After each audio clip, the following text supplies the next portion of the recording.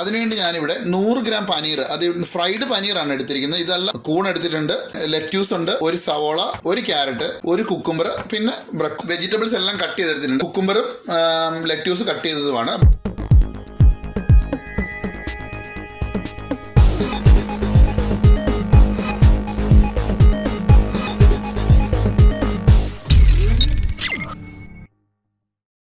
അപ്പം നമ്മളിന്ന് റെഡിയാക്കി എടുക്കുന്നത് പനീർ മഷ്റൂം സലാഡാണ്.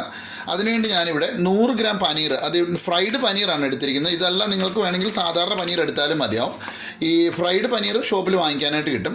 അതുപോലെ നമ്മൾ എടുത്തിട്ടുള്ളത് മഷ്റൂം, കൂൺ എടുത്തിട്ടുണ്ട്, പിന്നെ ലെറ്റ്യൂസ് ഉണ്ട്, ഒരു സവോള, ഒരു ക്യാരറ്റ്, ഒരു കുക്കുംബർ, പിന്നെ ബ്രക്കോളി. നിങ്ങൾക്ക് ഇഷ്ടമുള്ള എന്ത് പച്ചക്കറികൾ വേണമെങ്കിലും ചേർക്കാം. അപ്പോൾ ഇതെല്ലാം നമുക്കൊന്ന് ആദ്യം അരിഞ്ഞെടുത്തുകൊണ്ട് വരാം. അപ്പം നമ്മൾ വെജിറ്റബിൾസ് എല്ലാം കട്ട് ചെയ്തെടുത്തിട്ടുണ്ട്. സവോള, നമ്മുടെ മഷ്റൂം, അതുപോലെ ക്യാരറ്റ്, അതുപോലെ നമ്മുടെ ബ്രക്കോളി കഴുകി കട്ട് ചെയ്തെടുത്തിട്ടുണ്ട്. ഇത്രയും സാധനം നമുക്ക് ടോസ്റ്റ് ചെയ്തെടുക്കേണ്ടതാണ്. പിന്നെ നമുക്ക് വേണ്ടത് കുക്കുംബറും ലെറ്റ്യൂസ് കട്ട് ചെയ്തതുമാണ്. അപ്പോൾ നിങ്ങളുടെ പച്ചക്കറിയുടെ അവൈലബിലിറ്റി അനുസരിച്ച് നിങ്ങൾ എടുക്കുക. അപ്പോൾ അതുപോലെ ഇതാണ് നമ്മുടെ ഫ്രൈഡ് പനീർ നമ്മൾ കവറിൽ നിന്ന് പൊട്ടിച്ച് വെച്ചിരിക്കുന്നതാണ്. ഇനി ഇതല്ല ഫ്രൈഡ് പനീർ നിങ്ങളുടെ കയ്യിൽ ഇല്ല എന്നുണ്ടെങ്കിൽ നോർമൽ പനീർ വേണമെങ്കിൽ ഉപയോഗിക്കാം. പക്ഷേ അത് ടോസ്റ്റ് ചെയ്തെടുക്കണം എന്നുള്ളത് മാത്രമേ ഉള്ളൂ. അപ്പോൾ ഇനി ഇതെങ്ങനെയാണ് ടോസ്റ്റ് ചെയ്ത് നമ്മുടെ സലാഡ് ആക്കുന്നത് നോക്കാം. അപ്പം നമ്മുടെ സലാഡ് റെഡിയാക്കി എടുക്കാനായിട്ട് ഒരു പാൻ വെച്ച് കൊടുത്തിട്ട് അതിലേക്ക് ഞാൻ ഒലിവ് ഓയിലാണ് ചേർത്ത് കൊടുക്കുന്നത്, വെർജിൻ ഒലിവ് ഓയിൽ. അത് നിങ്ങളുടെ ഒരു 2-3 ടേബിൾ സ്പൂൺ ചേർത്ത് കൊടുക്കുക. അതിനുശേഷം അതൊന്ന് ജസ്റ്റ് ഒന്ന് ചൂടായിട്ട് വരട്ടെ. അപ്പം അത്യാവശ്യം ഓയിൽ ചൂടായി വന്നിട്ടുണ്ട്. അതിലേക്ക് നമുക്ക് പനീർ ചേർത്ത് കൊടുക്കാം.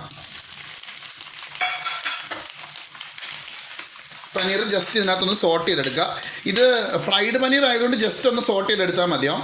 ഇനി നിങ്ങളുടെ കയ്യിൽ ഫ്രൈഡ് അല്ല, നോർമൽ പനീറാണ് നമ്മളുടെ കയ്യിലുള്ളത് എന്നുണ്ടെങ്കിൽ നമ്മൾ ഇത് ജസ്റ്റ് കുറച്ച് നേരം ഒന്ന് ഫ്രൈ ചെയ്ത് കൊടുക്കേണ്ടതായിട്ട് വരും. അപ്പോൾ ഇതൊന്ന് ഫ്രൈ ചെയ്ത് കൊടുക്കുക. ഇത് ഓൾറെഡി ഇന്നത്തെ കുറച്ച് സോൾട്ടിയാണ് ഈ പനീർ.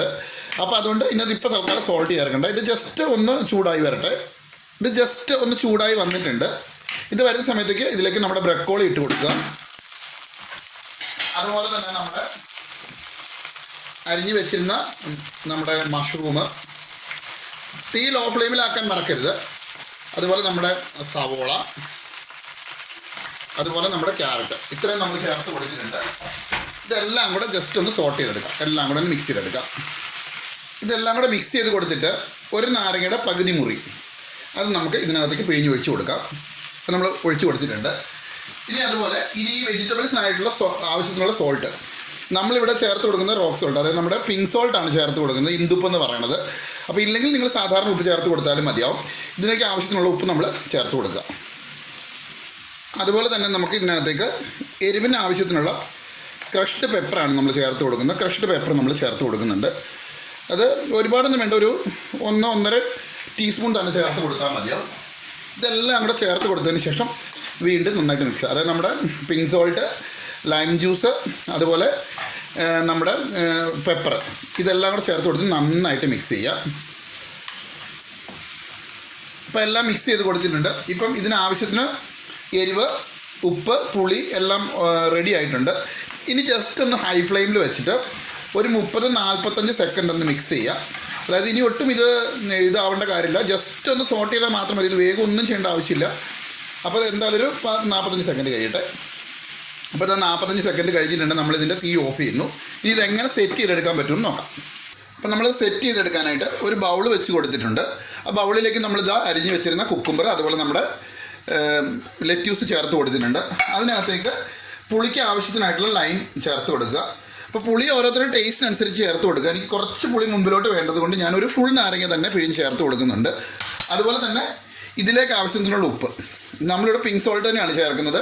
നിങ്ങൾക്ക് വേണമെന്നുണ്ടെങ്കിൽ സാധാരണ ഉപ്പ് വേണം ചേർത്ത് കൊടുക്കാം. അതുപോലെ തന്നെ കുറച്ച് ഒലിവ് ഓയിൽ, ഇതൊക്കെ നിങ്ങളുടെ ടേസ്റ്റിനനുസരിച്ച് മാറ്റം വരുത്തുക. ഞാൻ ഒരു 1-1.5 ടേബിൾ സ്പൂൺ ചേർത്ത് കൊടുക്കുന്നുണ്ട്. എന്നിട്ട് ഇതെല്ലാം കൂടെ നമുക്ക് നന്നായിട്ട് തന്നെ ഒന്ന് മിക്സ് ചെയ്തെടുക്കാം. നന്നായിട്ട് നമ്മൾ മിക്സ് ചെയ്തെടുത്തിട്ടുണ്ട്. ഞാൻ ഇതിനകത്തേക്ക് ഒരു ഫ്രഷ് ആയിട്ടുള്ളൊരു കുറച്ച് കുരുമുളക് കൂടി ക്രഷ്ഡ് കുരുമുളക് ചേർക്കുന്നുണ്ട്. ഇത് ഓപ്ഷനിലാണ്, എരിവ് വേണമെന്നുണ്ടെങ്കിൽ മാത്രം ചേർത്താൽ മതി.